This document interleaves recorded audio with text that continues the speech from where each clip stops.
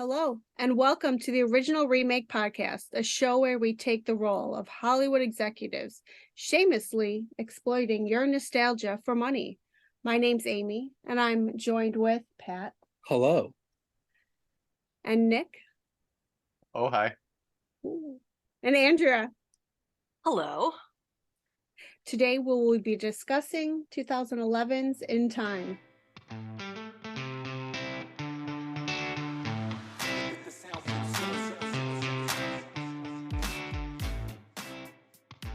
All right, In Time. Nick, this is your pick. Synopsises. Synopsisizes. Synopsisize us. All right.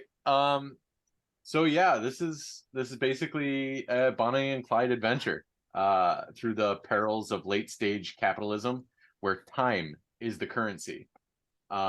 Basically, everybody stops aging because science has gotten far enough into the future or advanced it enough that everybody stops aging at 25. Nobody gets sick. Nobody dies of natural causes.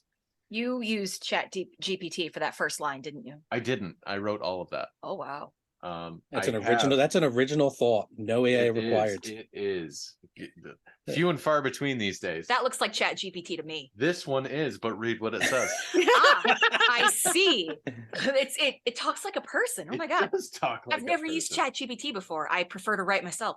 I see. In Time is a 2011 science fiction action movie directed by Andrew Niccol. The movie is set in a future where people stop aging at 25 years old, but their time is the new currency and they must earn or steal more time to survive. The rich can live forever while the poor die young. Yep. Well, that's kind of silly. Yeah. Because the poor don't really die young. They all die at 25. Yep. Well, that's youngish. Yeah. They all look 25. They're all like biologically 25. Yeah, but you're only as old as you feel. That's true. It's true. Listen, Nick, two things. First, what you just did is the equivalent of having an AI write your college essay and then just writing the summary yourself. So you're cheating still. Not accepted. No. I wrote all of this first and then did the Chat GPT one. Oh, okay. No. I'll give you. Just pulled it up just now. In that case, you know what? C-. Great job. In what world is a C- a great job? You know what? Pass fail. I'll take it. C's get pass degrees. Fail, I'll take it. Yeah. But secondly, and most importantly for this film, when I say this is one of the best picks so far for you, I truly, truly mean that as an insult to your other picks. You go to hell. Oh. I mean, your other picks have genuinely been terrible. No. Y'all understand the point of this podcast? But In Time is not a bad movie. I enjoy this movie. I disagree. I think it's bad, but I think it's much better than his other movies. I think it has extreme potential. Yes. I like it. And the more I look... I started in this podcast, I started with a movie that I just wished was better in every way and wished I could remake it like a book. Which was what? Ready Player One. Oh, yeah. Then I moved on to a couple of movies that really just weren't great, that just needed to be remade. And now I'm giving into peer pressure and picking movies that are good enough on their own that could be great if they were remade. Yeah. I was just joking. I'm not actually mad at you for picking movies that I have to sit through if I don't like them. Also, I picked a Moonfall this round, right? So I've got no Beat legs me to stand it. on. I was gonna say, Mr. Moonfall over here can't say squat. Yeah, I haven't picked a bad movie yet. Well, that's actually true. A different problem. Yes, that is actually true. I have not yet picked a bad movie. It's also a different problem. You're picking things that are too good. Well, they're really hard to remake. They're really perfect. Hard to fix. We can't all be perfect like me. Yep. So, okay, Nick, I guess all my thoughts are jumbled for this film. So is generally the person who kind of pushes us in a direction I'm in danger of derailing consistently in this episode. Okay. So Nick, lead us off with like a topic to talk about in the film. Do you want to talk about the acting, like the world building? What do you want to touch on first? So I want to start with, I believe the first half of the film is damn near perfect. I think there's a couple little points that need to be clarified or fixed, but I think the first half of the film is damn near perfect. I think it gets derailed late second act. I think it really loses its vision, its cohesiveness in the last half hour. I think so too. And I think that is why I picked this. So if we're going to start in some sort of logical or progressive order to keep on track with the theme here, let's go in chronological order.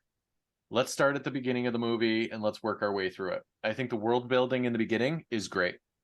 It shows this dystopian future where they give us all the exposition that they need to describe that you stop aging at 25. I mean, one of the opening scenes is Justin Timberlake and Olivia Wilde saying, "Hi, son, how's it going? Hey, mom, happy birthday." And they look like they should be dating. Like they're the same age. The universe establishes very quickly what the rules are. Yes, exactly. Yes. And I love that in a movie. Yeah. And it has an unnecessary voiceover, even though it does a good job of establishing the universe early on, but it still has a voiceover for those people who are not smart enough to get it. Well, I appreciated it. Oh, Oh, self-burn. Can't all be great critics and geniuses. Well, I'm in You said it, the mix for the normal. I'm the normies. Let's continue. I think the world building in the beginning is fantastic. I think they do a good enough job there. I think the depth could be a little bit more. At an hour and 40-ish minutes runtime, including credits on this, I think we can spend some more time on the world building. right. I felt the same thing because I personally love dystopian fiction. It is like my favorite kind of fiction to read and watch. Although the movie Elysium was like, oh God, really disgustingly visceral, but that's a different story for a different day. And I wanted to hear more about like how we got to this point. Yeah. Like, tell me more. Like, use that voiceover to give me more world building or something like that. I'm a little torn on that because this is that kind of once you see the alien monster, like it doesn't. What are the words? You know, the idea of an alien monster is always going to be scarier than actually seeing one in a film. But I kind of like the idea of you give the outline of what's going on here. You say nobody ages past 25, that health issues are just gone, and that because everyone can now live forever, population is essentially a problem. So time is the new currency. There's an artificial limit. The concept is incredible. Like it's like Absolutely. A 10 out of 10 concept. For me, I felt like all of the world building, the stuff in the beginning was better done, but it felt like a little bit of what I call generic dystopia, which first, I'm a big sci-fi reader, but I'm not a huge fan of dystopia because they tend to fall into the YA trap. And same with the movies that are often adapted from books. Which is really unfortunate because I love dystopian fiction, but like I need something a little more meaty than YA. Yeah, exactly. And like even the stuff that is a little better, like Station 11 is, I guess, post-apocalyptic, not necessarily dystopia. I prefer like the post-apocalyptic to the dystopia side of like the world has gone off a cliff, I guess. I enjoy both. Yeah, but I love reading about the world being in flames. I'm sorry. Apologize for nothing. Yeah. I apologize for nothing. I said nothing. But I feel like I wanted to know, and again, this is just like the fiction reader part of me is like, why don't they just make sure, like, why don't they just grow people in tubes and make sure people can't reproduce to stop the population problem? Like, and then, and, you know what I mean? Like I wanted to know why it became the new currency and how, and exactly. That's what I mean. And really break down kind of the system of power, because the movie is about it. Like you say, it's a metaphor for, and a very hard metaphor. Like it's hard not to notice. It's a metaphor for capitalism. Yeah. And specifically late stage capitalism. And they beat you over the head with it. Yes, Right, but right. And I wanted to know, like, how do we get that? I wanted a better look at like the system, the air quotes system and the air quotes dictators of said system felt very, again, like YA dystopian novel, like okay. right out of Hunger Games, that So type of I thing. think the last half hour of the movie is what really kind of shoves it in that direction.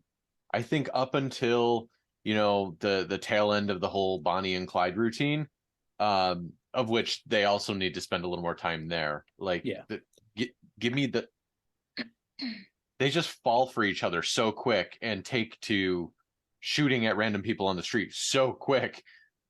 There's no I'm I'm suspending a little bit of disbelief to actually jump into that as the storyline that we're running into. But not to get too far ahead here, um I think what you guys are saying about defining the world a little bit more would take away from the snapshot in time that we're seeing if we knew all of that. I think if you start Yeah. saying, well, medicine is just perfect now, and or you throw the change in there of, well, um everyone is sterile unless you have uh, uh, because you're coming out of a test tube or something, like you then have to come up with some sort of mitigation for that as well. Like everybody's born sterile, but only if you have enough quote unquote time to purchase a procedure that or a permit or something that allows you to have children.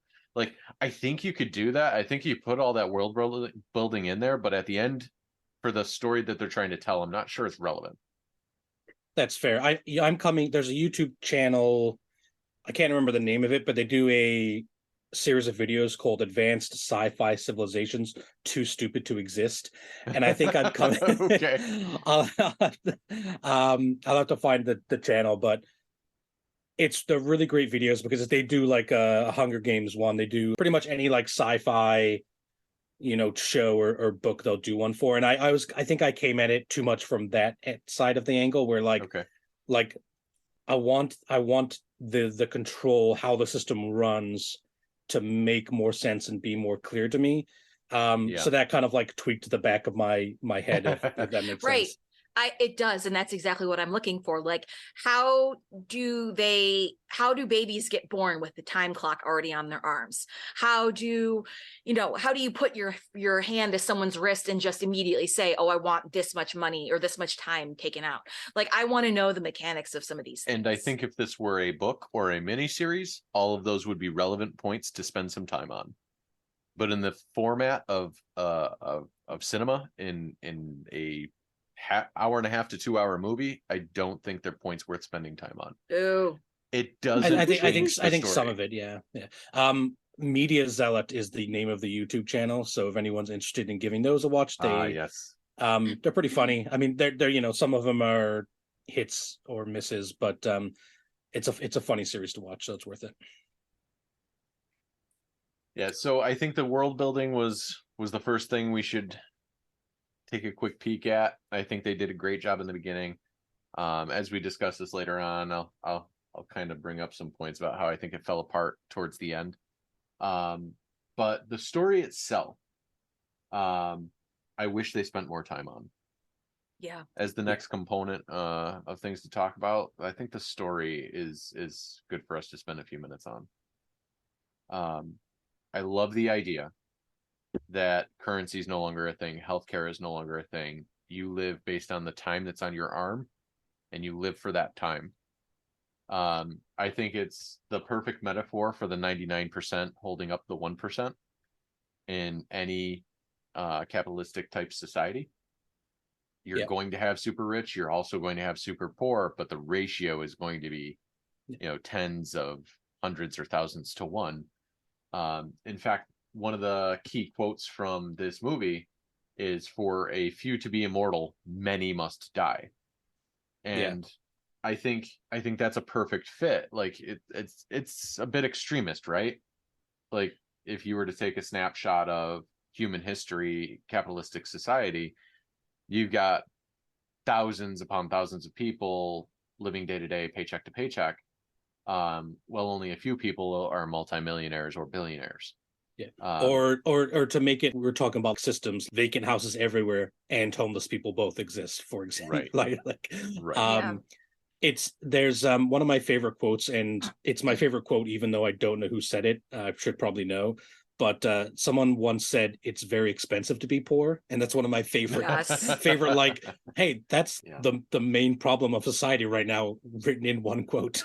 It's very Yeah. expensive to be poor. I mean, I think that there's that the metaphor with the boots that kind of plays into it. Like, it's in the long run, it's more expensive to be poor because you're always buying a new pair of shitty shoes that are going to last you 3 months, as opposed to buying a pair of really good shoes Right. that's going to last you 3 years.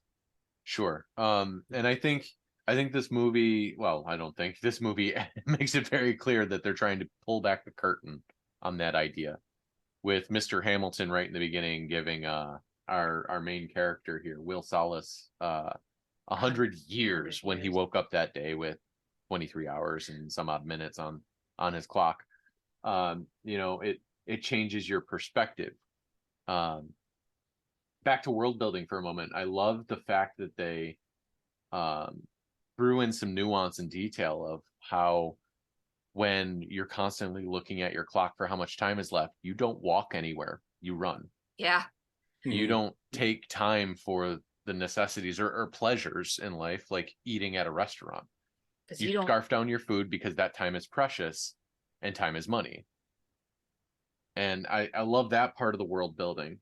I wish they carried it through to the end. Yeah. Agreed. There's one part in the movie where they, right after Will Salas got his 100 years of time, decides he's going to go to the one percenter village, New Greenwich, and he goes through like 18 checkpoints or something. Yeah, this drove me crazy. Yeah, and he starts at early morning, like he stayed up the night before. Hamilton essentially, what do they call it in the movie, times out. Yeah. He dies. He times himself out and falls off of a bridge, kicking off this huge police investigation. Well, Will Salas is like, well, shit, okay, 100 years, let's go to New Greenwich. And he's the whole scene starts after just waking up in the morning, jumping into a limo, and then driving what in movie time, so give it what you will here, what feels like an entire day to get to New Greenwich. And he keeps saying things like, wow, that one was 2 months, or oh my God, I think they took a year for that toll. Yeah. The one to get in is a year. Right. But on the way back, they have like an hour and a half left, and they managed to make it in like 20 minutes. Yeah. I would assume it doesn't cost anything to get out, though. I would assume it doesn't cost anything to leave, but you still have to traverse distance over time. Yeah. And I think that's an inconsistency in the film. I agree. Yeah, I don't like the one expressway that goes directly. Like, you seriously think poor people aren't going to spend their last 24 hours like running down that highway? Because it seems pretty easy to me. Like, but I like the idea that like literally there's not enough time to get to certain places, or we should say not enough currency. I think that's a great story beat that again works very well with, a lot of, our history and current times when it comes to what people can afford, what they can't afford, what they should be able to afford, that type of stuff. I was going to say, maybe this is a good time to jump into changes a little bit. Before we do that, I feel like I want to talk briefly about the actors, because I don't think anyone does a particularly great job here. And Nope. I wrote down Justin Timberlake really tried his hardest, didn't he? He did. And there's nothing wrong with that. Like he's not an actor, he's a singer. He's been in some stuff. Yeah. But I didn't feel like he carried the movie particularly well. He's not a very emotive person. Cillian Murphy is a fantastic actor who we'll get to, Nick, I'm assuming, in changes, but like his character arc like petered out and then just stopped. It started so damn good. It started so good. And then what's her name? Amanda Seyfried, who I think has been actually, is she the woman from Mean Girls? Yeah, with the boobs that One tell of 'em- the weather. Tell the weather. Yeah. So when I first, that's where I first saw her, and I thought she was kind Me of like too. just a dumb blonde, but she's been in some good stuff, and she's Yeah. not terrible. I But saw her she in wasn't great in this. Les Mis after that, and I was like, oh, Yeah. she's a soprano and can sing. Holy crap. Yeah. But yeah, she was just meh in this. And I think for someone like her, where like I think she's a good enough actress, I think that points to something in the script writing that's like they haven't put enough detail into these characters past what's on the screen. And the actors don't know who their characters are, in my opinion. Which is annoying because they should be finding that out themselves. So that's actually one of the notes I have here. The writer, the director, and the producer are all the same person. That's fantastic for a cohesive vision, to not have the Ready Player One effect, if you will, where the story on screen isn't what the story should be. But I feel like you're giving something up in doing that. And I think in this case, the direction is what was given up. I think we were missing passion from the characters. I was invested in the story, not the characters. Yes, I agree. Because the potential's there, right? The story lends itself towards better acting than what we saw. Yes. I agree. And we know some of these actors are fantastic. We've seen them in other things do amazing things. I mean, I know, what's his name was fantastic in The Mastermind. So, What's his name? guy from Mad. Someone I can't who's remember not his name. important enough to remember. Yeah, someone whose name I can't remember, but he's We saw him on the screen. We're like, hey, that guy. yeah. I didn't actually notice that, but okay. Yeah, I started out that joke with all intentions of remembering what his name was, and I'm like, damn it, I can't. But like Cillian Murphy in Batman Begins, for example, yeah, like that was excellent. Yeah. Agreed. And now he's in this movie, which is 6 years after Batman Begins. Just excellent acting in the beginning, and just falls so flat in the second half. Yeah. Because they forgot to write his character's story for the second half. So let's just oops, your clock ran out. Yeah. All right. So they foreshadowed it, but but it was done so okay. Bad. Two things before we get into changes. One is that you just touched on. The ending for almost all of these characters is really dumb, but we'll get into that in changes. Yeah. Mm-hmm. And specifically, whenever anyone dies, I just hate, it's a small thing, but I hate the way they die. They're like chest bursts. They don't just fall over. Yeah. They just like, it looks like their chest exploded. It's like, It's like it's like their heart just got pulled out of their chest. They're just well, I mean, story-wise, it kind of fits. Like, I think they overact it, but I wish they just dropped dead. Right. Yeah. I mean, the idea in the movie, I think, is that they Jesus, I wish they just dropped dead. No, seriously, that'd be so much cooler. I mean, I think the idea in the movie is that they have a heart attack, right? Yeah, because that's dying is an artificial thing that has to happen now. Yeah, because your body will never age and will never get to the point of dying of natural causes. So death, if it happens to you, has been caused by some genetic pre-programming in your body when your arm clock runs out. Yeah, so it's like I can't think of anything. What I wanted to say kind of flew out of my head. I'm sorry. I feel like it's like a defibrillator goes off and your heart exactly stops. What I was about to say. What I was thinking, a defibrillator. And if that's what the writer and director and producer was intending, well, I got that, but I think it's a little over the top. Yeah. All right. Last thing from me. This is a minor thing. I know I've said the last thing like 3 times. I enjoy the game of poker. Don't admit to being an amazing player. I'm sure I'm fine. But Justin Timberlake in the movie is set up to be this amazing poker player. Yeah. And they have this scene in the rich people casino where he literally risks his life on drawing the right card. And then after he gets up, he pretends he just didn't get insanely lucky. If you were holding trip queens, which the villain was, you're absolutely correct to bet 100 years. And if you're Justin Timberlake, you should fold every time almost, because you can't outbluff the person with trip queens. And then they act like he was like he pulled off some big coup. I'm like, no, you were almost certainly dead. Like you flipped like a 20-sided dice and it came up 20. Congratulations. To add some depth to that, or some clarifying points, they also have Philippe accidentally show his clock, which had like 1900 years on it. Yeah. So him betting 100 years and then calling for 200 years was chump change for him. But for Will Salas, his clock was only at 250, and some of that was from earnings from previous poker hands. So like he was quite literally all in.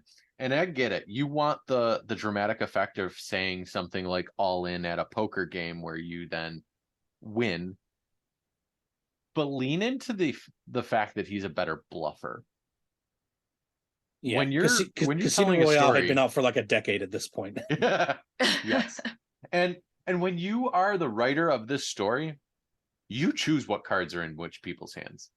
You can make it a compelling story that they're evenly matched hands and you're just bluffing your way through it, and Philippe folds or tries to push it through thinking he can bluff better because he's got more dollars or something like that. Like, yeah, I agree, Pat. This the way they did it was pure luck, no skill, and then they tried to pass it off as skill, and it is a little bit annoying.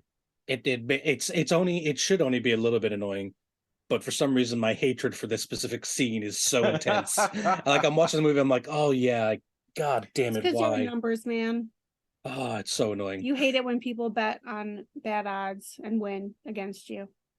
In general. No, it's just mostly Sometimes you against should listen. Sometimes even if you won, the correct decision was to fold. That's just obviously you know what I mean? not if they won. Yeah, I've been on the other side of the table from this man in a Magic the Gathering game or three. He shouldn't have got it.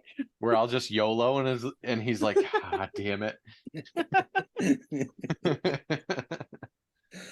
All right, so let's jump in then to changes. Nick, again, take us away. Sure. So actually, I see you have a note here about cringy world building. Yep. I know we touched on it a little bit before. I agree with you. I think it would be easy to drop even just another 10 or 15 minutes of movie time on building this out. You could easily make this a 2-hour movie and flesh out some of the characters, flesh out some of the world building. But again, I think you got to be careful in how far you go with world building. I think if you start explaining too much of the scientific history or other information, that you'll give too much away and take away from the story. I agree with that. The thing when I was thinking about like cringe world building is looking at the map of the districts. Okay. And that it's felt like very Hunger Games. Yeah, like why can't you live between the districts? What's actually keeping them in? Why are they aligned like that specifically? Because it never makes sense in any of these stories. That's the kind of world building I wanted to hear and see as well. Like what's in District 8? Yeah, why? Sorry, not District, Time Zone 8. No, but they're like listed as districts in the film too. No, they're called time zones. They're called When time you go zones. when you go past the toll plaza, it's it time says zone time 8, zone? time zone 7. Okay. But like So yeah, I could see that. I wanted to know why that is. I wanted to know why to make the story better. I don't want to just add a half an hour of story building. Like the guy at the beginning, Hamilton, he explains that concept like it's a big revelation, and it's like, no, it's not. It can't be. Yeah, like how stupid are the poor people, right? Like Yeah, but I think in the context of a movie, you have to explain it and assume that Justin Timberlake's character is just that dumb. Yeah. You need that moment for exposition. And yeah, what the hell does live between time zone 18 and time zone 8? Right. And where's the rest of the world, right? Like this is like this looks like LA-ish, what's happening in the rest of the world. A lot of sci-fi does this, to be fair. Like Blade Runner is one of my favorite franchises, and like they've left Los Angeles like once in the entire movie, in franchise and comics and all that stuff. So Yeah. But that's a story that doesn't you kind of get a reference to be like there are other zones in like parts of India and parts of the UK and Europe, and it's like, all right, that still leaves most of the world. So I guess the world felt very small, and I wanted it to feel and not really cohesive to the way a world would actually work. So that's kind of what I'm looking to change. So speaking to the felt small and like Europe and India points you just brought up, is there's one line of dialogue in the entire movie where Philippe is arguing with other Weiss Capital board members about their districts and their earnings. And there's a small map on the side where it shows what I assume is a world map that looks nothing like Earth. By the way, like if you look at what I assume is their interpretation of North America, it kind of turns into a peninsula where Mexico should be. Like it's the continents are shaped wrong. And I think that's just for convenience and storytelling for this movie. You know, it's easier to say this isn't Earth, this is a fictitious place. But the call was between Philippe and board members where he says, no, I've got it all under control, everything's fine here. And they say, your part of the planet, essentially, I'm paraphrasing, is at risk of destabilizing if you don't get this under control. And that to me alludes to this idea of the ultra rich in the positions of Philippe and whatnot are the pseudo. They're the government. Yes, pseudo government, and that they have sectioned off the planet, kind of like cable companies do when they try to not compete with each other. Like they're the super corporations that are farming as much, in this case, time instead of money, from everyone else. And I feel like the reason why it felt so small is because we were only seeing Philippe's district. Yeah, I agree with that. Maybe I wanted this movie to be good enough to get a sequel where more is explained. Again, that comes from like, when I read like a sci-fi or fantasy series, like it's 10 books long or something, and you get to really dive in and I get that, because when I first saw this movie, I like fell down the rabbit hole in my mind about, how would this work and how would that work, and then what if this and what if that, maybe there's a sequel. Well, what happens after the destabilization? What happens? You're already in a dystopian society, how can you get more dystopian? Like, I want to see more. I rewatched this not too long ago, maybe a year or so, and I had gotten really big into audiobooks, so I was like, you know what, I wonder if this came from a book. No, it didn't. So like I went down that path of, is there more information? Is there more depth? And the more I thought about that, I feel like it's on or off switch. Like you need all of that depth and world building, or you need to focus on just this one story. And in the case of the movie, I think focusing on the story works, but there's some holes there that would be nice to tidy up. I agree. And speaking of focusing on the story, I think, Nick, you and I agree, the Bonnie and Clyde part of this film, for those that don't know, since it was a long time ago, Bonnie and Clyde robbed banks. So they're like, and there's a part of this film in the second act where the two main characters, Will and Sylvia, is that her name? Sylvia? Yeah. Go and rob some banks. Time banks, to be clear, banks with time in them, which is the currency, and these give it to the cartridges people full of time. The special, not secured in any meaningful way. I think there's some payday loan bodegas in New York City that are secured better than these time vaults. It would be more weird if the banks didn't get robbed in this world. There's not even a security guard, I don't think. But I wanted more of this film to be like the Robin Hood / Bonnie and Clyde side of things, because I think that would be really cool to see. You know what I mean? Yeah. I have a note here that it needs to be more heist movie. Like let's mix in a little bit of that Ocean's 11 flair. You've I got think an they do it excellent better. They did it really bad in this movie. What, the Yeah, heist? Yeah, they just went in. Yeah. yeah, that's what I'm Nothing saying. happened. Yeah. That's the part that bothered me because it seemed so unrealistic, even though the whole concept of this movie. Yeah, There's we're always, just but gonna that drive a wouldn't truck work. through a window. Yeah. That's a good idea, but that wouldn't work. Yeah, I don't like like the Bonnie and Clyde idea. so much of Oh. Ocean's 11 is the planning of it. Like the whole movie is the planning of it, right? Yes. So we could have done a mini Ocean's 11 in here and had some fun with that. Absolutely. Yeah. Like there was the space for it instead of just driving a bank truck, which also how'd they get the bank truck? But like driving a bank truck through a big old window and somehow the vault's open. Yay, time for everyone. Like, yeah, that's something they should have spent some more time on. Spent time on. And another thing, I'm gonna just stick my I hate the time puns. This whole entire They're movie really is bad. a big They're pile of yeah. time punch poo. They're everywhere. Like every other line Everywhere. is, I come from time, I'm just You could I'm just just- an honest timekeeper. You should But that's the thing though, Minuteman. right? Like those are real Like- phrases in today's world. You just replace the word time with money. Yeah, you place I There's a come from money. timeshare Yeah. out of time, in time. Like that just bothered me. It was too much. I agree. It was I in think- neon lights. this movie does a really good job of beating you over the head with things that in the first 30 minutes you're like, oh right, I get it. Yeah.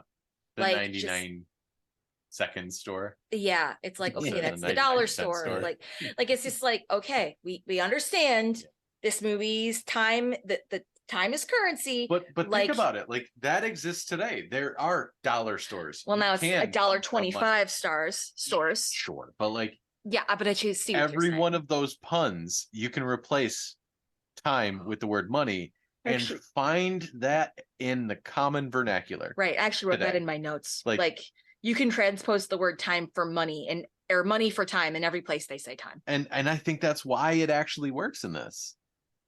It's still cheesy. Oh yeah, I think agree, they Amy. overdid it. I definitely think they overdid it, but I think it works because like our society today is so money centric. hmm You can go to Dollar Tree or Dollar General. Well, you can go to the 99-second store. Like I think it works because of that. We're just used to seeing dollars and cents and not seconds and minutes. hmm I guess. They just threw it in your face, that's all.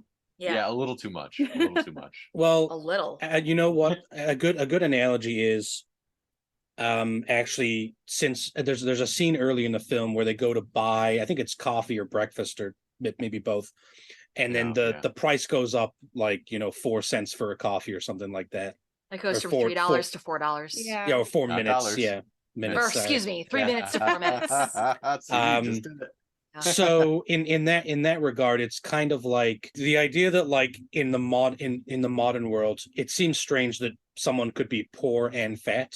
It doesn't seem like it should make sense, but it does because the food you eat if you're poor is much worse for you, much more processed, Yeah. and a lot of like organic, clean food can be quite expensive if you have to eat it regularly. Right. Whereas going to like McDonald's, and I say this like, maybe this is more true before the pandemic and before the kind of inflation, made a McBurger, more money, but it was really cheap to just bring $20 to a McDonald's and feed all your kids a Happy Meal. And that's really not good enough, if that's what you're eating constantly. So like you can even put it like in that way where like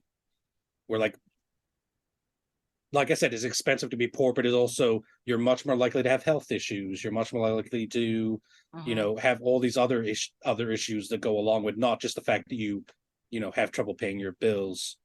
And so I like that came through in the film. Yeah, I feel like when you replace currency with time and all the prerequisites to make that a thing, like no longer aging, never needing medical, like I think one of the buildings they were actually running through was an old hospital, like an old defunct hospital. because you don't need those anymore. Like nobody gets sick. When you start thinking about that, you talk about the heavily processed foods that are cheap, or being able to order off the dollar menu or what have you, you know. All of those things would naturally have to end as well. Like there Right. isn't a similar thing for that to exist as in a world where time is currency and you don't age and you don't get sick. So I like that everything across the board, from interest rates to the price of coffee, are what goes up instead. Yes. Yeah. I like that aspect of it as well. I like the fact that even having a lot of time in these ghettos is like dangerous to your health. Yeah, it's like Because walking around with a fat wallet with bills sticking out, dangling from your chest on a lanyard or something, or like a giant gold chain. Yeah, Like, it's like walking around with like a diamond tiara on your head. Like Right. you walk long enough with that on your head, someone's gonna yank it off. You know what I mean? Yeah. Yeah. And I think that's why the whole time I was watching this movie, I'm like, why didn't they just put it on the other side of the arm? No one could ever see how much you have, but the whole point is to see what the other person is worth and how much you can get from them or how much they can give you. That bothered me. See, the little things. The whole movie wasn't bad, but the arm holding, it's like, how did that happen? How did they stop the money from exchanging back and forth? That is one thing I would like a little bit The more arm wrestling clarification. act, I don't get Exactly. that. Why don't they just hit each other? That was a cool scene though. That one scene with the Minutemen where he wins the fight and then kills those three dudes. What fight though? The one in the hotel room where he buys the whole hotel, but then they find him. And then what's the arm main wrestling thing? The arm wrestling. There's a gang of people called the Minutemen, and he arm wrestles someone to get the time. I don't think it's arm wrestling so much as like a mental back and forth. And then as he's about to kill the guy, he like shoots the other three guys.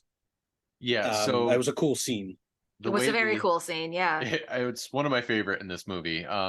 The way the arm wrestling mechanic works is whoever's arm is on top is the one drawing time from the other.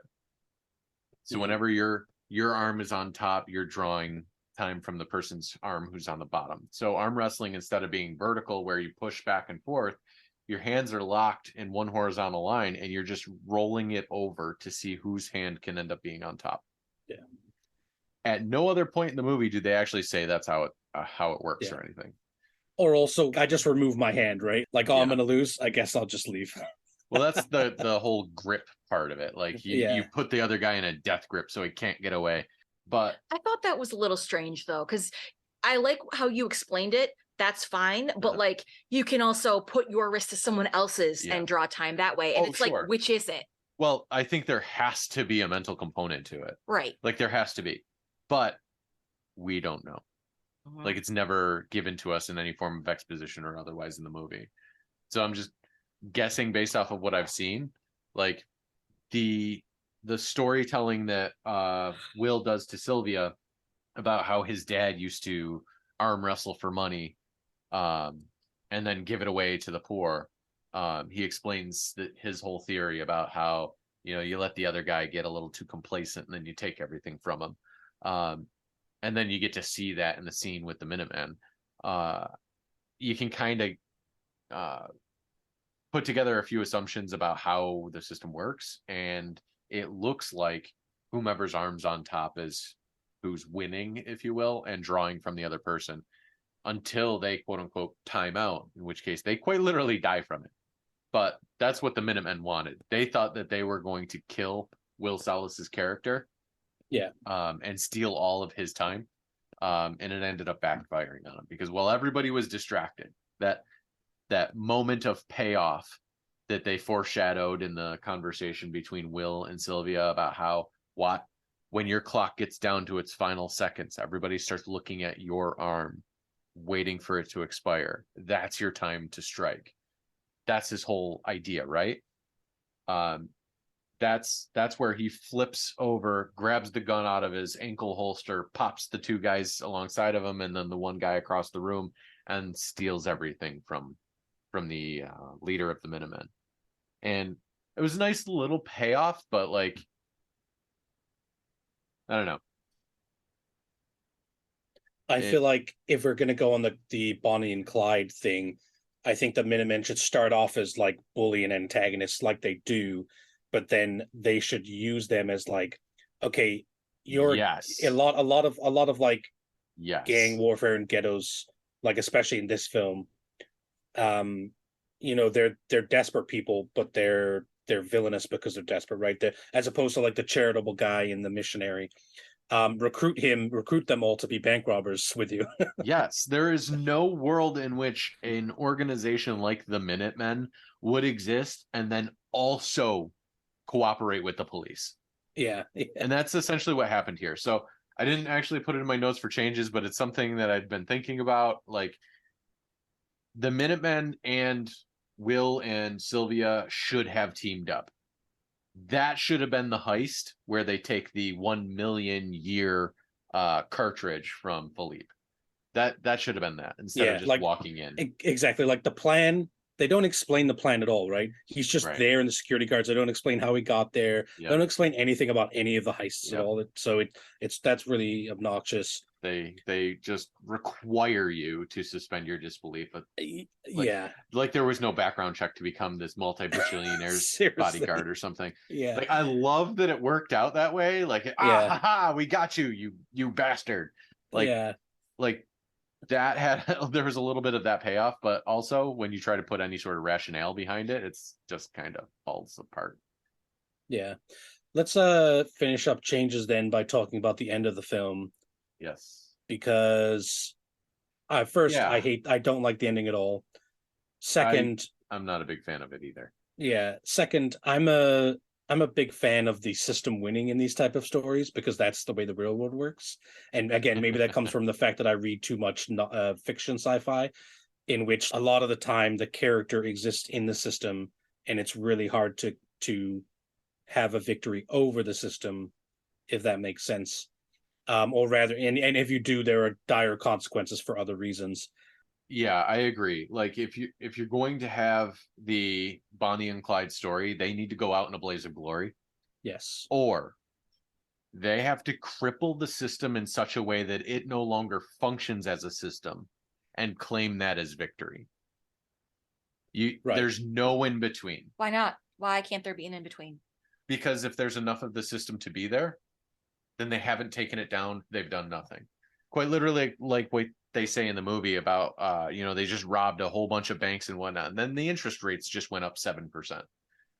Like, that was my favorite part of the movie. That closely mimicked real life. Well, it's basically saying, listen, you can do whatever you want to, but you're still a pawn in our game. Until you play at our level, we'll just take it from someone else. Because we don't care about you. You are insignificant in the game we play. You can go hit all of our banks in the area. It doesn't matter. Because we'll just open new banks, we'll charge more for interest, and all of your friends will pay for everything that you stole. So really, you're just stealing from your friends. So long as that system exists in any capacity, you never win.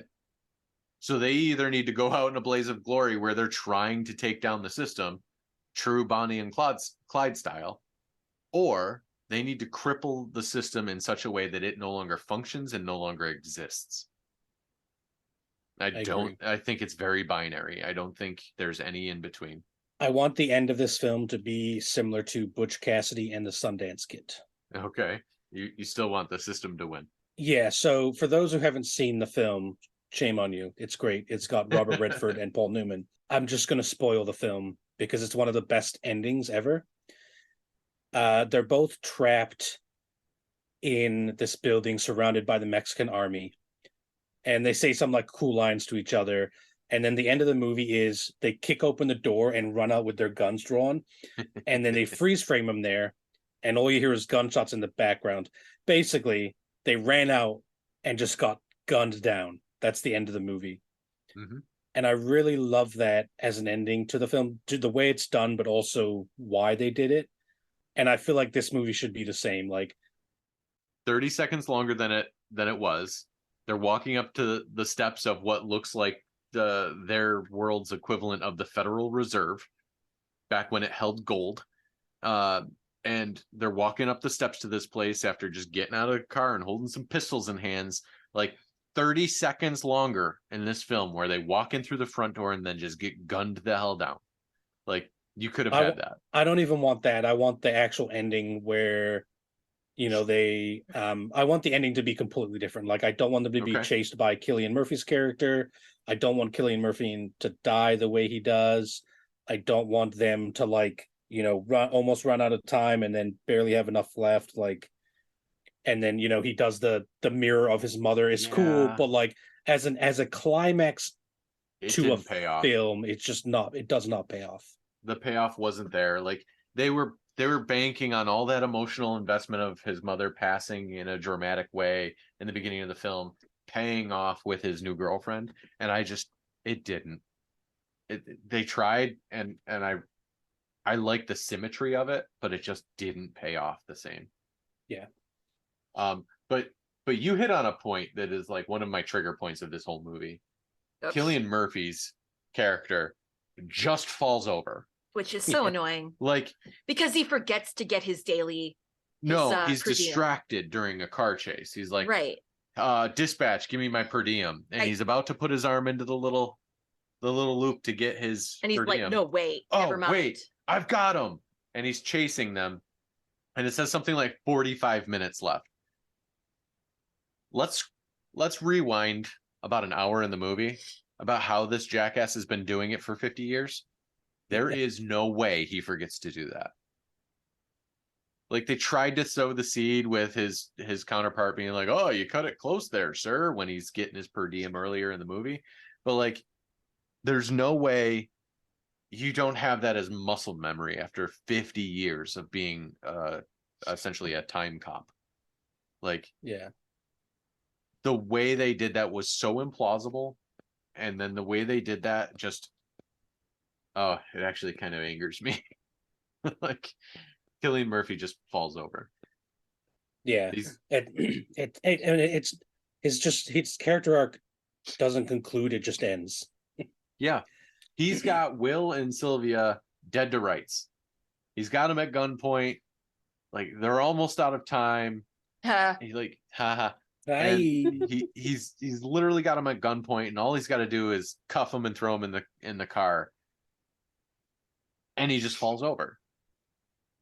Like, that was their saving grace? No, that has to be changed. There needs to be a better storyline for Cillian Murphy's character, Raymond, and this as a potential change point.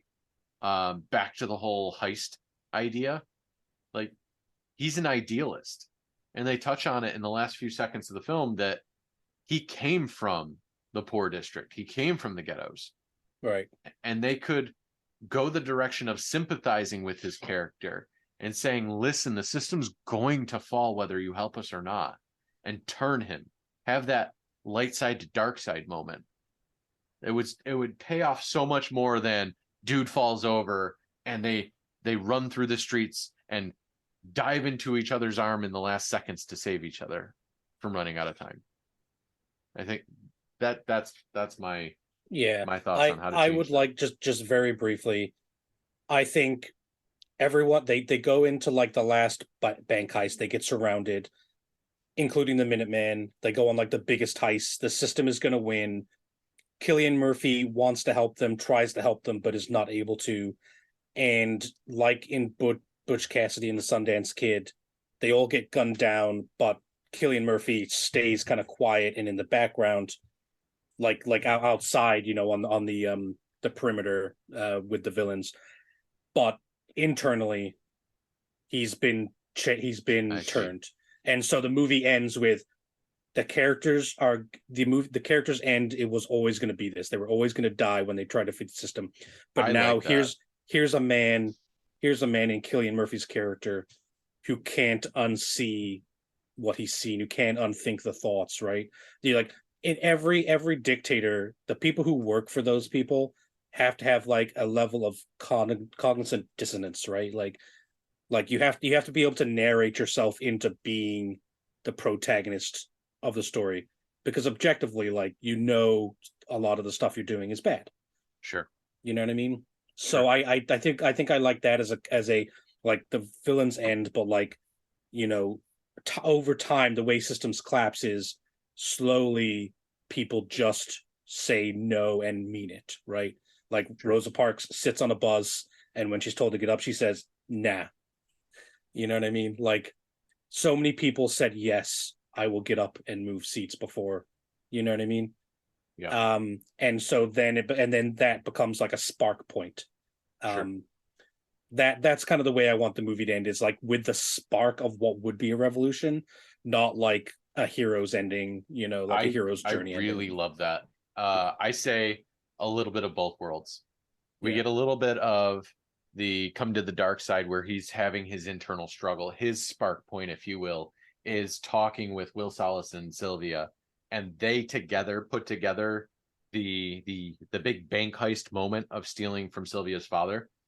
And Raymond, Cillian Murphy's character, doesn't like help them in the sense of like actively being a part of the heist. He just turns away and passively helps them in, I should stop them, I shouldn't let this happen, but damn it, I don't know what's wrong with me, I kind of believe in what they're doing, lets the heist happen. Mm-hmm. But he's still duty centered. Like, he couldn't be bought off by Philippe. He was outwardly bribed to the point of saying, how many years will this cost me? And Raymond, Cillian Murphy's character, says, you don't have enough time. Like, as far as his integrity and his morals go, he was unwilling to compromise that. And now make that character no longer a lackey to a system. Make them basically make them have to face the fact that they're actually not right. Just their code of ethics means nothing, right? It's like all of the old style, Westerns and European, like medieval knights. Like, medieval knights were not nice people. There's like no code of chivalry. Cowboys weren't like, in the movies, you know what I mean? Like, that's just a Hollywood, it's a Hollywood creation, the kind of most of the actual lives of these people, especially obviously back in, the earlier days of filmmaking with, John Waynes and such. Like, it's just all those movies are just, heroic fabrications of what it was really like to live in that time. And there's nothing wrong with that, but like, I want him to reckon with the idea that he's just one of those people. You know what I mean? Like, he's not actually the hero. And then he has that moment where he is that self-reflection, that internalization, and decides he's going to do something different. But fate has a different story for him. And Will and Sylvia's characters are caught knocking over the next big bank or what have you. And Cillian Murphy's character has to walk in and stop them. You have your Sundance moment, and we fade to black on whether or not Cillian Murphy, Raymond Leon, is going to carry on their mission in essentially overthrowing the system. I think that would be you can kind of leave it open, right? You can kind of like have like an Inception moment, like So, like, is this going to happen? I think that would be perfect. That would be cool. All right, so let's speaking of changes we wanted to make, all of the actors were bad. Let's replace them in casting. Not all. I think they didn't have any direction. Yeah. Most of these I think actors that's a big problem. had a big, list of movies behind them that could have, I don't know.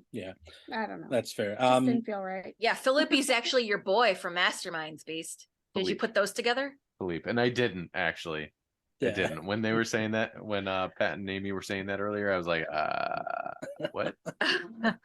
It's all coming around. It annoyed me because his lips were so pink and red. And I was like, what is wrong with you? Maybe he likes lipstick. That's how the rich people are. Yeah. They look great. That didn't look great.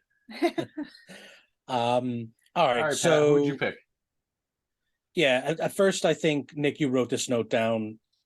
Casting people was tough because all the characters are technically look 25, and then Yes. I'll get to it down below, but I picked an actor. I'm like, oh my god, he's amazing. I'm like, oh no, he's like 60. I can't cast him. So I'll start with Will Salas, who is Justin Timberlake's character. I'm pretty sure I've picked Robert Pattinson before, but I'm going to pick him again for the reason that, again, Justin Timberlake brings no depth to this film at all, and He Robert really Pattinson, tries. I think, yeah, it really is. Like Robert Pattinson can definitely do that. Like, I would transplant him from like the movie Batman, except make him poor instead of rich. There we go. I didn't look at him and think he was living day by day, besides fair. of the neo-Nazi shaved head. Ooh. Wow. Sorry, Sorry. 2000, early 2000 look. I kind of hit a raw nerve. Amy used to have a shaved head. That's a personal. Yeah. Pat, question. Yep. Will he be coming over with or without the vampire sparkles? Definitely You without. can't He's afford too poor. Yeah. sparkles. Oh, okay, Yeah. okay. Just wanted to make sure. I really wanted to pick Taron Egerton again. I know I've picked him a bunch of times in our previous podcasts, but he's right on the cusp of what I would think would work for playing 25. I think he could pull it off. Yeah. But I'm gonna go with someone that I've definitely not picked before. Only every last podcast. Timothy Chalamet. I feel Once again. that for next round we We're need gonna to have to like yeah. put in like a rule where we can't pick the Cannot same use actor again. yeah. No, because I keep technically, going back. I picked him last round, and you guys just agreed with me. So I'm gonna say technicality, you're off the hook, Nick. All right, I'll take it. But I agree. We should probably put in some like one actor per round or something. Yeah. No repeats. No repeats. I'd like both of those though, Nick. I really do think Taron Egerton could do a good job, and obviously I've talked about Chalamet in the last podcast, and so I won't repeat myself here. But they're both good picks. Andrew, what about you? What did you go with? So I picked Zac Efron. Mm-hmm. I originally wanted Andrew Garfield, but Andrew Garfield I think is a little too old. I feel like he could pull off 25 though. I feel like he could too. But that's so I changed my pick to Zac Efron, and I'm just like, I feel like that they like, I don't know. I really wanted Andrew Garfield, but goddamn, I don't know. The 25 thing is really prohibitive. Yeah.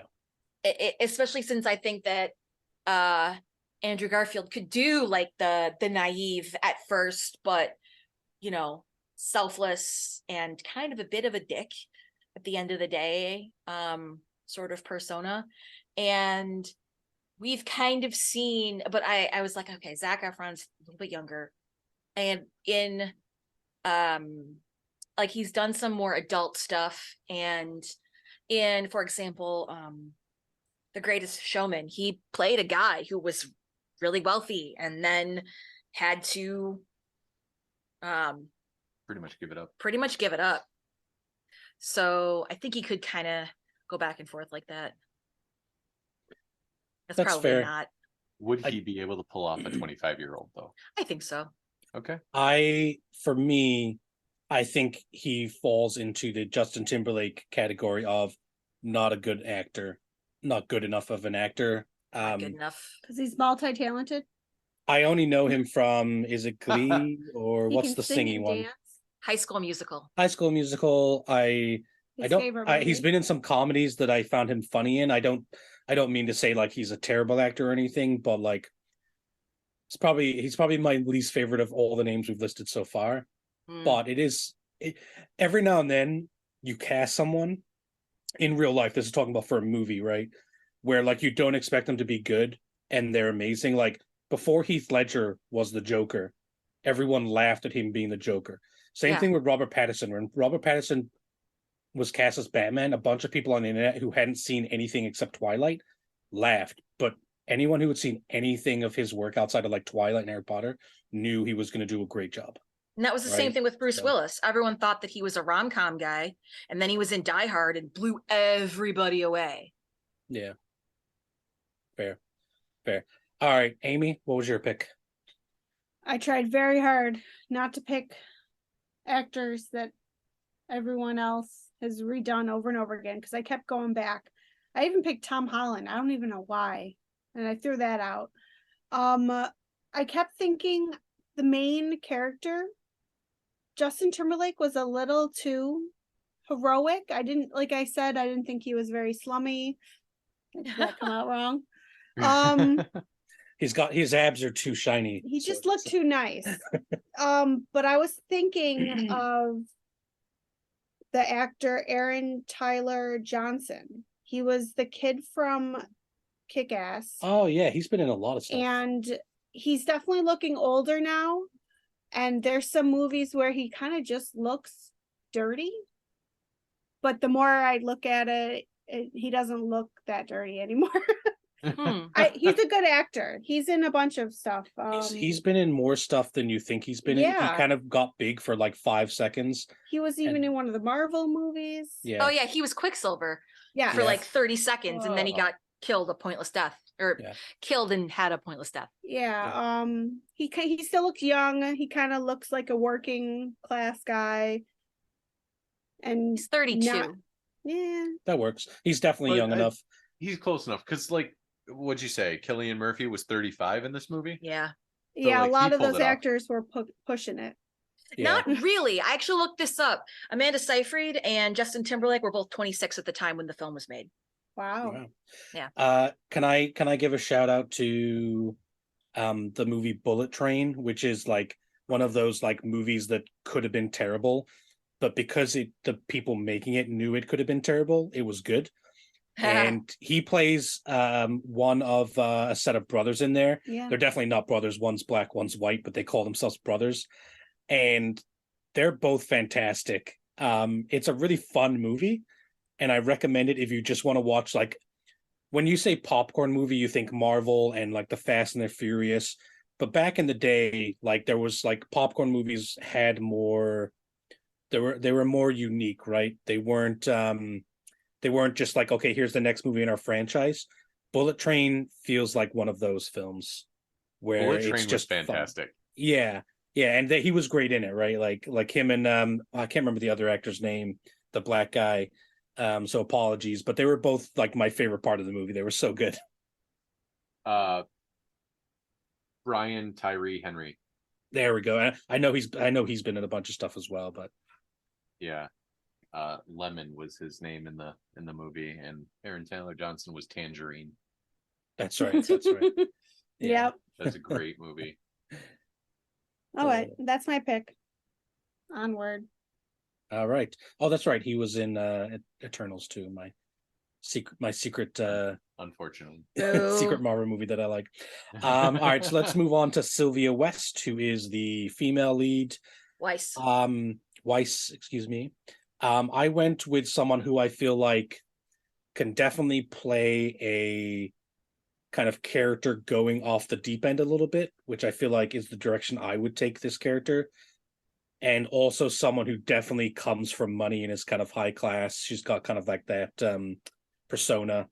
She's soon to be Barbie in the Barbie film. It's Margot Robbie is who I picked. Oh, and that is also who I picked. Yeah. I did not see or read Pat's notes beforehand. I came in and saw the note and I was like, God damn it. We had a discussion before the podcast that it's okay to agree with someone and even to pick separately, like we you know what I mean, like there's no such thing as stealing someone's name. So you stole my person.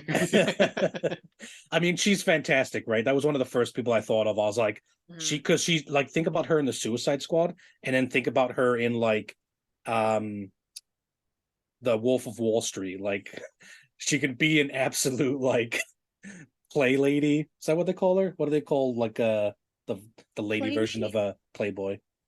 Playmate? No, I don't know. Like an upper crust lady.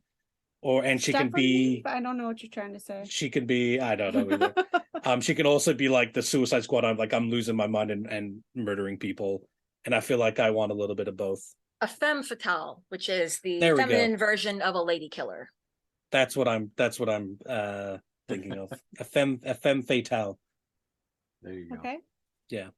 So good picks. No one else needs to go, but Nick, I guess if you want to say something, go ahead. So I was trying once again not to Wrong. pick the same person over and over and over again. But I was gonna pick Saoirse Ronan. Yeah. Saoirse Ronan. Saoirse Ronan. Yeah. Failure. I know. So I was like, no, we're not gonna do it. So I went back to my list of actresses in the roughly 25 to 30 age range of folks that I think would fit in the role, and I went with Haley Steinfeld. From Hawkeye. From Hawkeye, yeah. I feel like she's too like young and squeaky clean.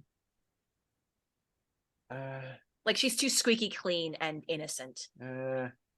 I did like her in Hawkeye. I wouldn't want her to did play too. that character in this movie, but Yeah. Like I remember reading Because I could see everything after the initial meeting with Justin Timberlake's character being like a 1-for-1 replacement. That scrappy banter between the two as they're in the Bonnie and Clyde mode. She would be good at that. I do agree. And the like stiff-faced, hoity-toity snob rich chick is for 5 seconds. So I didn't let that define the character pick. I think the person we pick needs to be able to run in high heels. Yeah.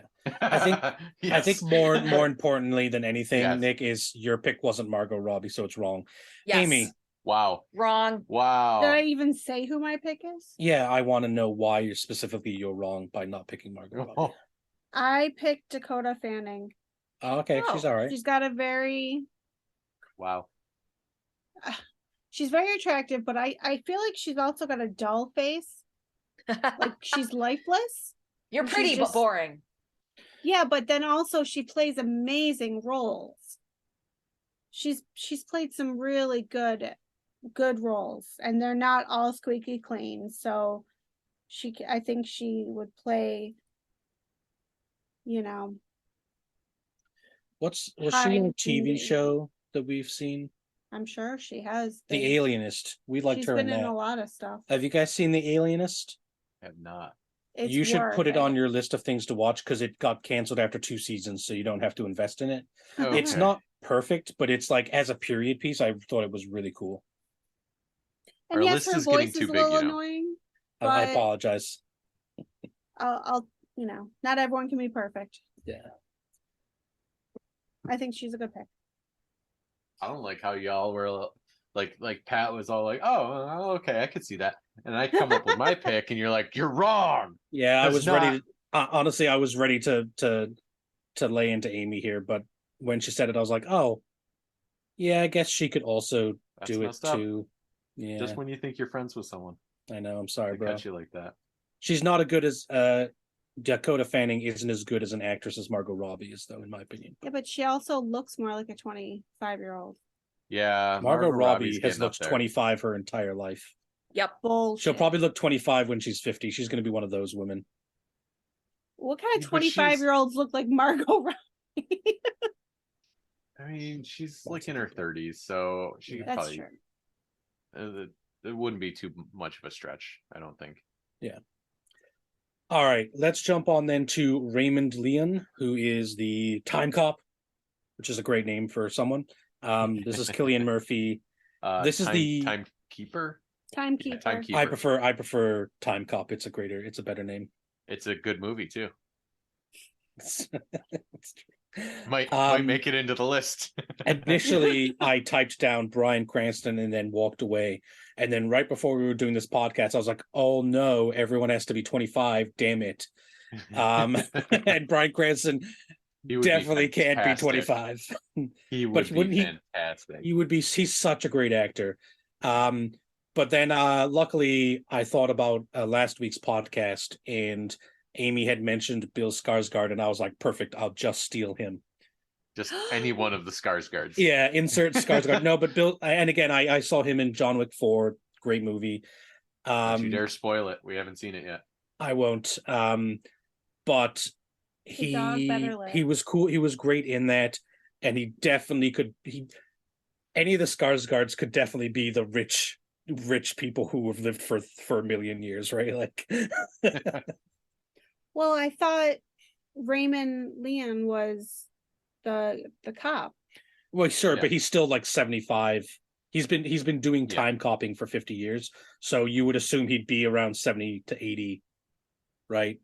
So he's old, and in either case, but True. Yeah. so yeah, that's my pick. I had to kind of scramble because Bryan Cranston. We don't have the budget for a CGI DH. I don't think this is Disney's not going to throw the money at us for this one. Yeah, not for this movie. Fair. I had a similar situation. I was like, ooh, Tom Hiddleston. Yeah, he's getting up there. Eddie Redmayne. Damn it. Mark Strong. Ty Sheridan. That fits for age range. Well, screw it. We'll go with that. Just so you guys know, I looked at a picture of Bryan Cranston in his 20s, and he looks exactly how he does now. So he's always been old. He does. He's never. He's like the anti Margot Robbie. He's never looked 25. That's great. Oh my Yeah. God. I'm doing that. Oh, yeah. What? Wow. He's the same, just with longer hair. Yep. Yeah. And a couple less wrinkles. So send him through makeup. Let's do it. Yeah. It's like, All right. He's Pat, a good enough actor to keep. we can do it. We All can right. we can do some Done. makeup and a little bit of back in. CG, and we'll put him in there. In which case, I agree with your pick. Perfect. I don't like Ty Sheridan. I'm sorry. I sure he's a nice person. he's got a punchable face. It's not just that. I don't think he's a terrific actor at all. He's not. He was only my fourth pick. It's true. Yeah. So He sucks. give Do me you a want to break. jump on the Bryan Cranston de-aging train with me? I do. I really do. We're in it. We've done it. All right, let's do it. All right. Who you Andrea, thinking, lady? did you pick? Oh yeah, you did. Okay. So I picked Jude Law. Yeah. He's a little old. He's old, but he still looks pretty young. And Just because he's on your hall pass list doesn't mean he's not on my hall pass list. And I'm looking at pictures of him younger, and no. No, I'm sorry. Cillian Murphy is so goddamn old, though. Yeah, they Not when this literally movie- just dyed his hair black. Yeah, He was what, How old? 35? In the I think he movie, was- he was 35. I think he was so. 37. 37? Damn. Don't say that's old. I'm older than that. I know. I'm just saying. I Right? can't believe. No, Cillian Murphy was in his 30s when he played the guy, right? Yeah, Um, he was Oh. 34. 34. God So he's in damn. his 50s. so he was he was 34, but I think a 34-year-old can get away with playing a Yeah. 25-year-old. It's that type of age range where like I don't have a lot of gray hairs. So like, how old am I? Am I 27 or 37? I could Yeah. probably pass for both, Yeah. right? And like Jude Law is like 50. Well, I don't Yeah. retract my but- my pick. But when I'm 47 and have a bunch of gray hairs, I can't be 47 or 37. I will definitely be 47, right? Like, I like my pick. Who's your well, pick? tell us who it is. My pick is Will Poulter. Yeah, Poulter. I like that picture. Oh, He's got a very old face, but young face. He's like a reverse baby. Mhm. yeah. He's in the new Guardians of the Galaxy movie, which we will be on vacation when it comes And out. He plays he plays a bad person in Maze Runner. yeah. An absolute jerk in Maze Right? Runner. How dare he? He turns out being good at the end. No, he tries to and then just No straight one up dies. watched to the end. I did. I did.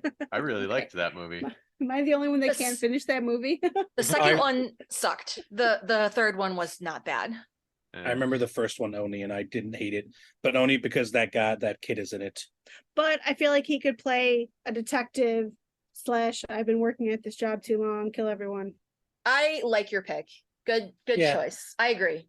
I mean, it's no Bryan Cranston or Margot Robbie, but we'll let it go. Well, cannot be perfect. I mean, I think she's picked the one that actually fits the best out of this segment. Probably, yeah. Yeah. No, Yay. it's a good pick. I think he has been in enough things that I've seen where I think he has the chops enough to play it. So, okay, let's go on to Philippe Weiss, Yeah. who is the father, the main antagonist of the film. Nick, once again, we are in agreement. You didn't and know by- this, but I picked it first. Probably true. We only Yeah, watched. When did we watch the movie? Sunday? Yesterday. So we only watched it yesterday. So probably. Go ahead, Andrea. Go ahead. I was gonna say, I got news for you. Your pick is 39 years old. Yeah, but he could pull looks it off. great. Look at He him. looks great. He could be a 25. Insert Haven't you- one of John Oliver's Yes. innuendos about Adam Driver here. Look at those beautiful My eyes, God. those lush eyebrows. I mean, you just stare right into them. Anyways, our pick is Adam Driver. Yeah, and there's nothing wrong with that pick. I dare you to find a problem with it.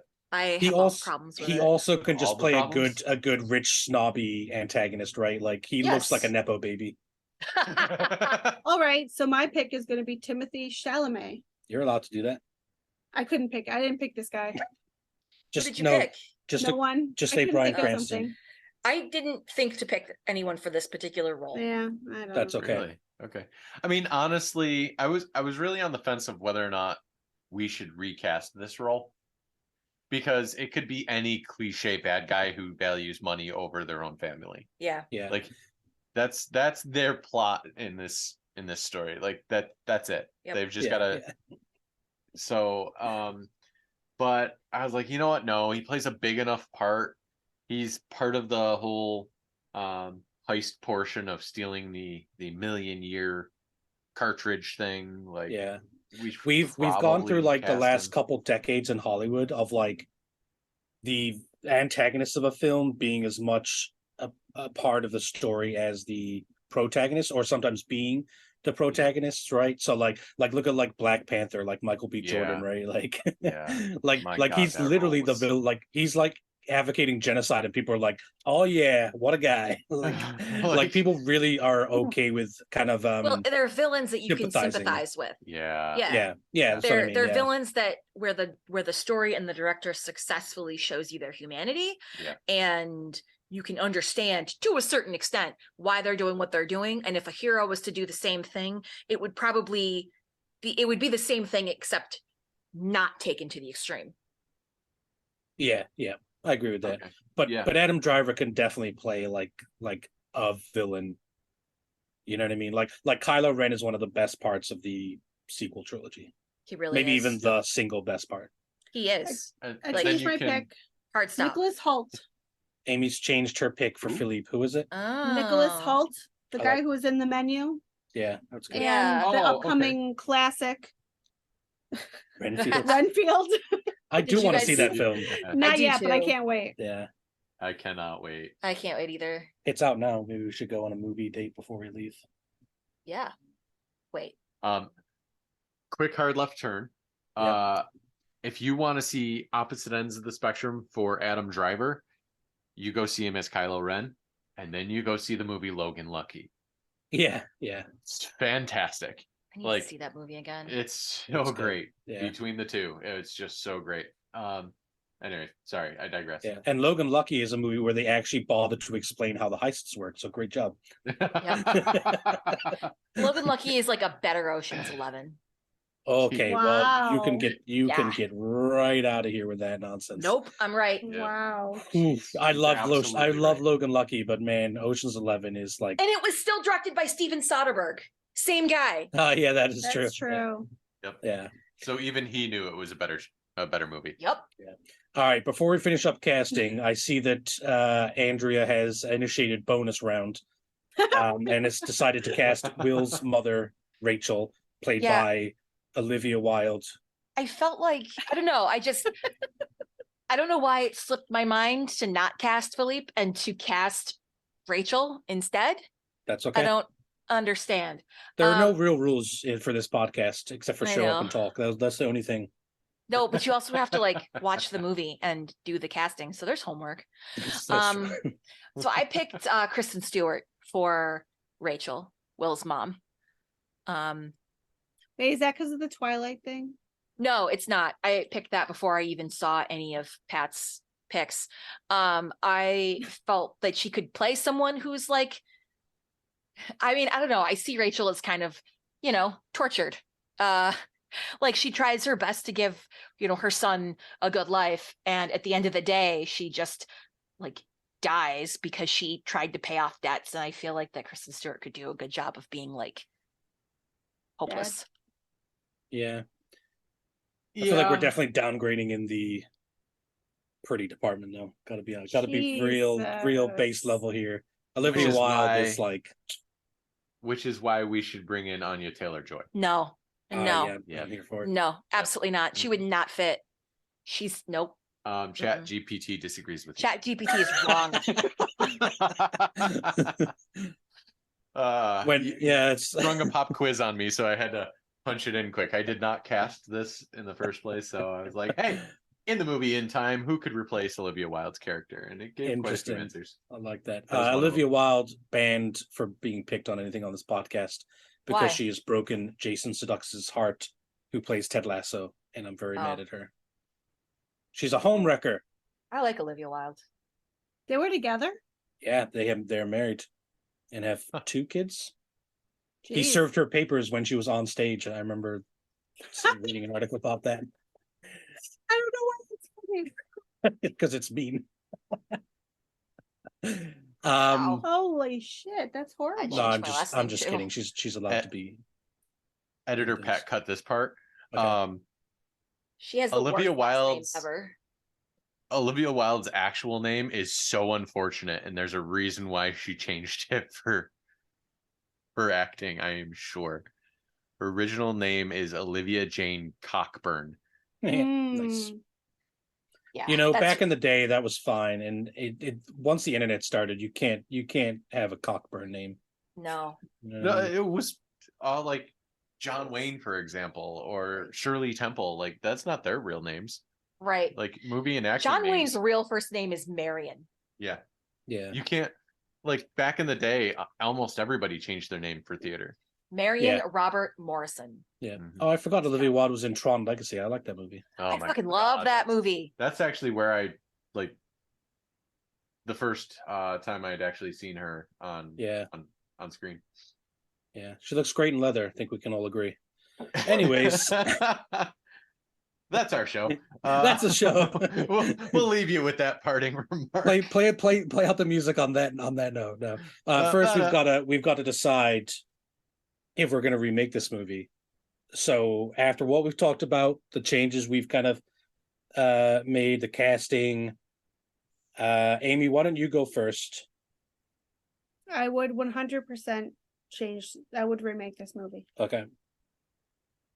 Oh, reasoning. Okay, so I would remake it because I like the concept.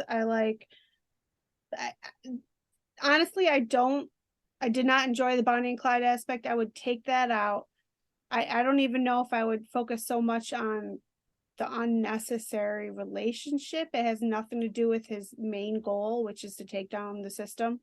And he should do that. The end. Okay. I'm going to agree, and I'm going to agree for the following reasons. And I think this film falls into the category, which I've mentioned before, that a lot of my films fall in, like Jupiter Ascending, Prometheus, which is the concept is awesome and the execution is flawed. And that is a perfect film to give another shot to, with maybe a better scriptwriter. Like, could you imagine if Chris Nolan made this film? Like, with the stuff he's done with like Inception and it would Tenet. be 3 hours long, and they'd have 5 different disguises and all these deceptions, and it would be. I would be so here for it. I'd be here for it too, so but it would be time puns. Yes, I'd be here for it, but it would be nonsense. Oh my god, I would absolutely love it. Yeah. So for that reason alone, I definitely think if we had the power, I'd put it on the remake list for sure. So, Andrea, over to you. No. I don't think so.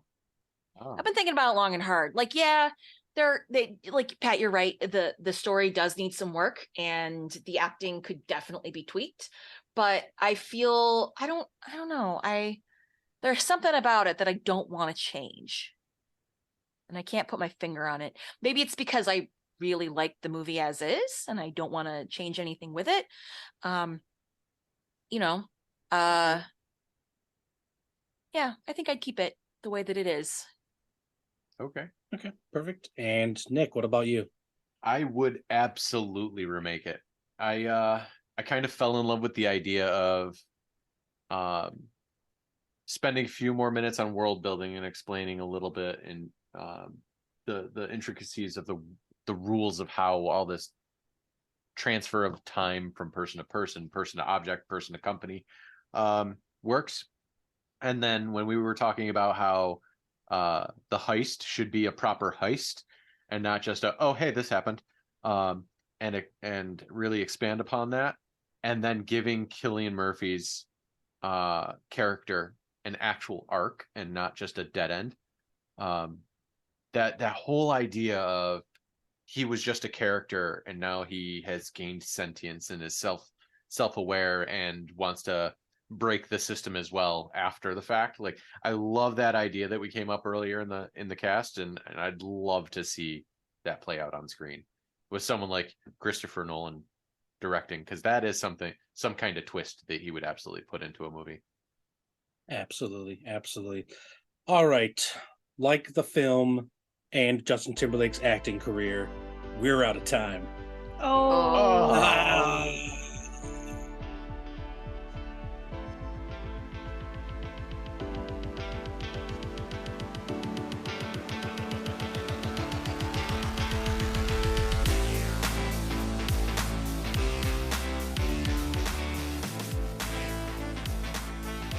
Thanks for listening to this episode of the Original Remake Podcast.